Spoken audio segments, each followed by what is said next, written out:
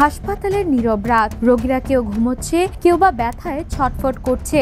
ঠিক সেই সময় হঠাৎ শুরু হলো চিৎকার চেঁচামেচি। পুরো ওয়ার্ড জুড়ে দৌড়ঝাঁপ, নার্স ডাক্তারদের আতঙ্কে ছুটোছুটি, কারণ হাসপাতালের ভেতরেই ঢুকে পড়েছে প্রায় 4 ফুট লম্বা একটি সাপ। মুহূর্তেই বিশৃঙ্খলার সেই দৃশ্য এখন সোশ্যাল মিডিয়ায় ঝড় তুলছে। ভারতের একটি জেলা হাসপাতালে ঘটে এই নাটকীয় ঘটনা। ভাইরাল ভিডিওতে দেখা যায় একটি সাপ ধীরে ধীরে বেডের নিচে ঢুকে পড়ে। এরপর স্থানীয়রা সাপটিকে বের করার চেষ্টা করলে সেটি আরো ক্ষিপ্র হয়ে রোগীদের দিকে ছুটে যায়। ওয়ার্ড জুড়ে তখন শোরগোল, রোগীরা বিছানা ছেড়ে ছুটছে, নার্সদের চোখে মুখে আতঙ্ক। ঘটনার সূত্রপাত আরো অদ্ভুত। স্থানীয় এক ব্যক্তিকে সাপে কামড়ালে তাকে হাসপাতালে আনা হয় জরুরি চিকিৎসার জন্য।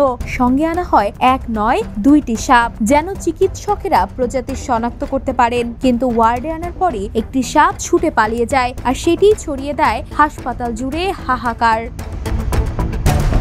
তীব্র বিশৃঙ্খলার মাঝে হাসপাতালের কর্মী ও স্থানীয়রা মিলে প্রায় 1 ঘন্টা চেষ্টা চালিয়ে অবশেষে সাপটিকে ধরতে সক্ষম হয়। পরে সেটিকে নিরাপদে হাসপাতাল চত্বরের বাইরে নিয়ে যাওয়া হয়।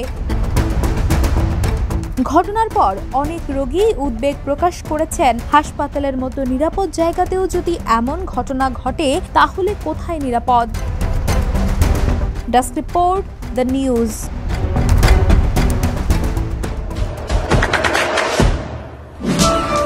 দেশে দেশে সবার সাথে, দ্য নিউজ।